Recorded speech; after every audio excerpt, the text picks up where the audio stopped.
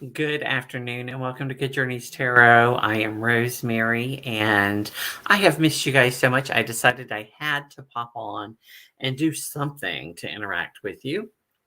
And so I'm going to do some hashtags from week to week. And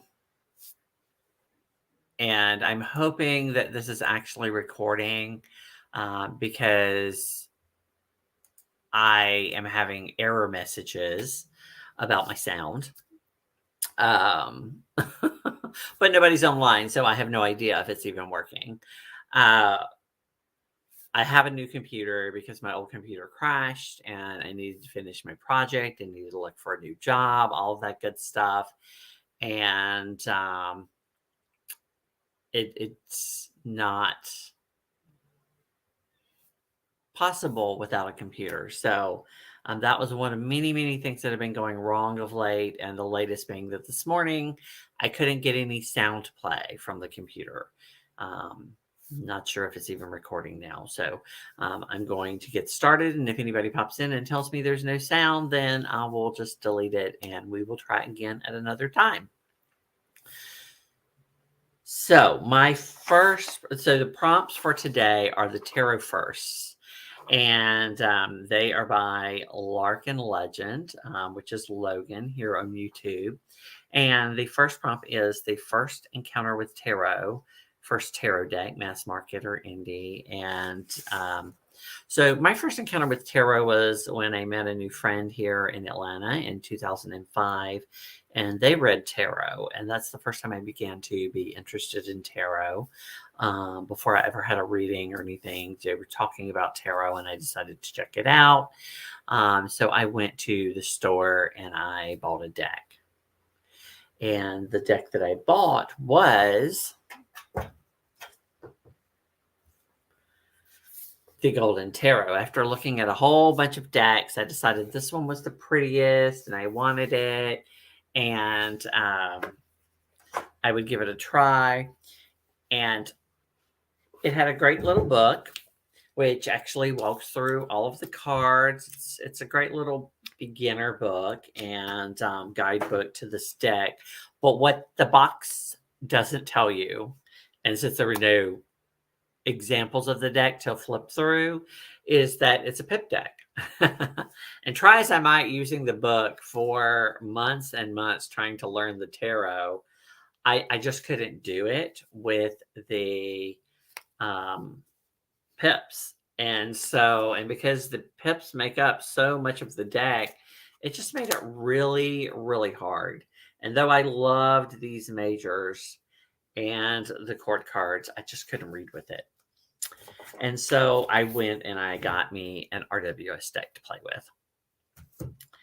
Now my first mass market, that was my first mass market deck. My first Indy deck was actually this deck by Tina Gong, which is the Golden Thread Tarot. I love this deck mostly because it's plastic. It was the first deck I had that was plastic. I still to this day love how the plastic shuffles. Woo! There it goes. Almost sliding out of my hand. It's so smooth. You may notice my camera adjusting. I have again a new computer and the camera is high definition and it does weird things that I'm not used to yet.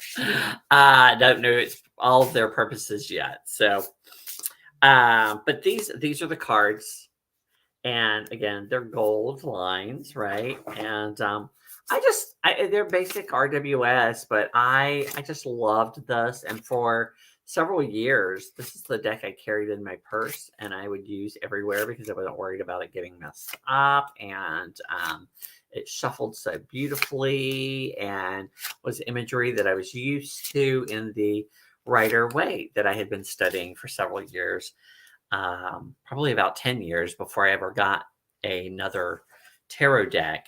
And then once I started buying new tarot decks, I ended up with way too many, right? Our second prop was our first Kickstarter deck, and I had to check back on Kickstarter to see what that was. It actually was Tarotbot. I had this tin made based on the box for the deck because I just couldn't with the little paper box that it came in. It was a tuck box and it was bigger than the deck, and it tore the first time you used it. I hate tuck boxes. Tarot creators beware, do not make tuck boxes because they're just going to end up in the trash. So this is the back, which is actually very different than the front of the deck, which is these nice colorful images. And I do love the imagery. It's very Smith Way, but I've always loved something about the anthropomorphication of robots, like Bender and Futurama, and there are some others out there, and so this appealed to me at the time, and the gilding was nice and everything. Now, there are some people who have said there's some issues with this creator. I'm not familiar with them. I bought it because of the art before anyone said anything about the creator. It's not a deck I use regularly. It's really a collection piece. It's art, though I will take it out and shuffle it every once in a while. But that would be my very first Kickstarter, was the Tarotbot, which came with some additional major arcana cards that I never used because they didn't really add anything for me. Since there was no guidebook, they don't really explain what they're about. So to me, the nearest I can tell is that they are expansions on already existing ideas in the tarot. Our third prop is our first tarottuber. So my first tarottuber was Ethany Dawn. This was a long time ago when I first started looking at YouTube for videos of any kind, and I discovered Ethany, and that actually led to my discovering Benabel Wynn through one of her classes, and then I've been off on a tangent ever since on many different things. The fourth prompt is your first tarot book. So, of course, the pictorial key was in the RWS, but I've always considered that a guidebook, not a tarot book. And so my first book was actually purchased because I had been studying her website for years. And if you want to check out what's in her book, her website actually is everything that is in her book. Her website, I believe, I have to look up the name, but I did put it in the description box. I believe it's learntarot.com, but I wouldn't swear to it. Check the description of the video to be sure. But her book, Joan Bunning, is the author of Learning the Tarot, and she's written an updated book, but the website is still out there, and this book is so valuable. I did really enjoy this book, getting to learn and to know the tarot as an introductory book back when I was studying it. But I actually studied it all online on her website before I ever got a copy of the book, and I still love this book. I still will look at it occasionally. It is pretty basic, keywords and meanings, descriptions of the cards. It is an introductory book, and it covers the Celtic cross, which is not something I have ever done, but maybe a couple of times, a handful of times, because it just doesn't speak to me. And there's so many versions of it out there. I even tried playing with making my own version so I would like it and do it, and that didn't happen. Let's see. Our next one is my first tarot podcast. So I'm not a podcast person. I much rather see something than hear something. And so I'm not really a big podcast person, but I have listened to the podcast by Teresa Reed, the Tarot Lady. at thetarolady.com from time to time and enjoyed those and have learned some great things from them. Though it's not my first go-to thing. Like podcasts just aren't something that I seek out or enjoy. My first tarot course. This is so funny. You're going to go, what? It was Tarot, Occultism, and Modern Witchcraft by Benabel Wynn, and it was on Ethany's Tarot Readers Academy. I had been watching Ethany's channel, and she had talked about Tarot Readers Academy Summer School, and Benabel offered a class that summer. And this happened to be as she was making her deck, the Spirit Keepers Tarot First Edition. And so that's how I ended up acquiring the first edition of it and getting interested in collecting decks. And I've been an avid follower of hers ever since. In fact, the other day when I moved everything to the cloud right before my computer crashed, fortunately, I discovered that 3/4 of the files on my drive are from Benabel. She's the most prolific, and her courses have so much content. It is just unreal. And so I may have to go through and see if I can wean some things out eventually, so I can make some room for other things. But yeah, so it kind of started a whole track of study for me with Benabel. So my first major tarot teaching, I guess I could tell you what the course was about, right? So this class actually was centered around using the tarot to examine yourself and see like something that you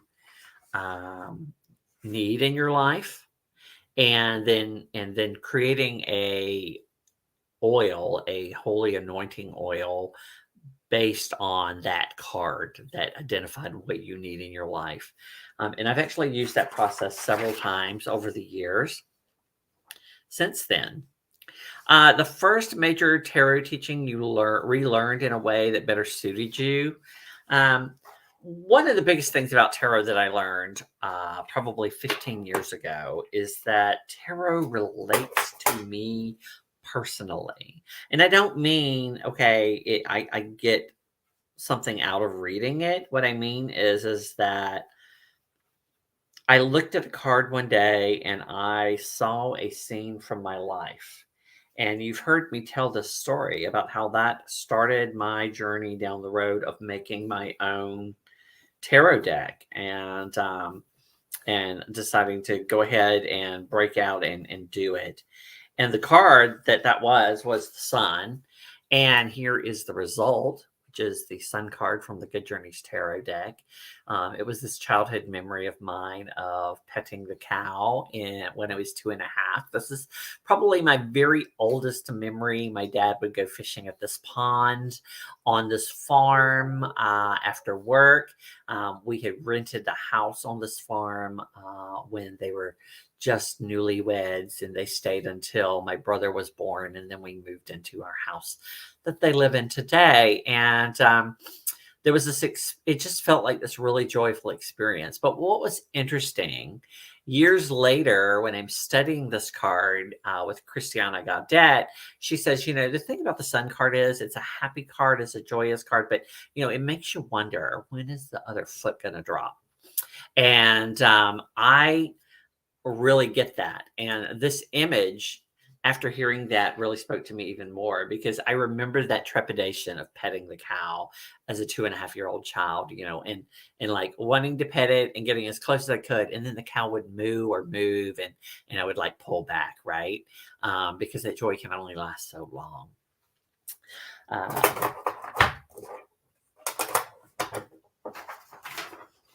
The first deck that I rehomed was also the first deck that I acquired. That was the Golden Tarot.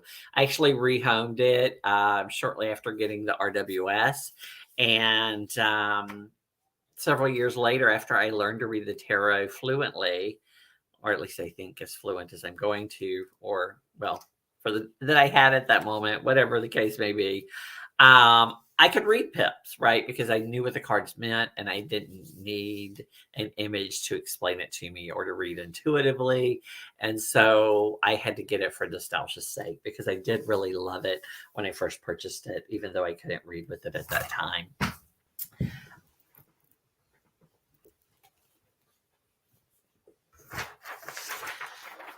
Let's see. The first tarot deck that touched you emotionally, I'm going to say deeply, right? Spiritually and emotionally would have been the Spirit Keepers Tarot first edition. And that's because this is really the first deck that I took the time to actually study this specific deck and system and work with it in a meaningful, ritualistic way to gain new knowledge and understanding.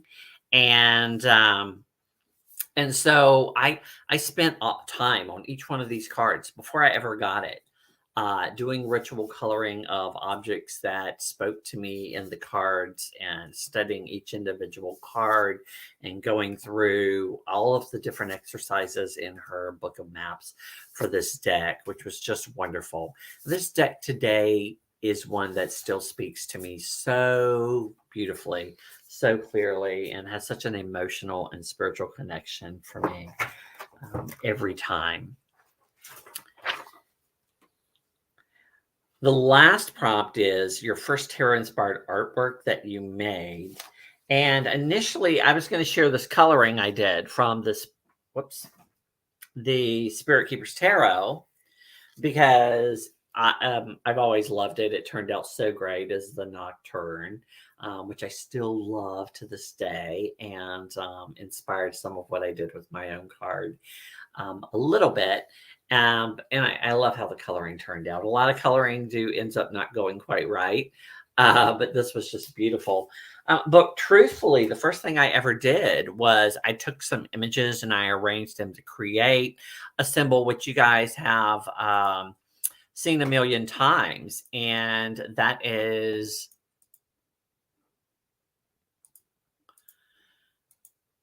my logo. When I first started studying the tarot, I designed this based on my understanding of the cards, trying to put them into an image. And this is before I had studied the Rose Cross on the Thoth or learned about Rosicrucianism or any of that stuff. This was just something that I came up with in my mind to understand the tarot. And I still use it as a wheel of correspondence to this day. And someday I'll do a huge video about that, but it will be in the guidebook for the Good Journeys Tarot. And since then, it's expanded into the key, which includes the little butterfly, and has led to many other things in my practice and things that you're going to see in the near future. But yeah, it was just this little cross with the rose in the middle that I had colored in a specific way, and it stuck with me. Several times I've thought about coming up with a new logo, a new concept for my study of the tarot and my spiritual journey, and I keep coming back to this. And time again, I come back to this. Thank you guys for popping in. Hope that there is sound and I don't have to redo this again. Until next we meet, good journeys.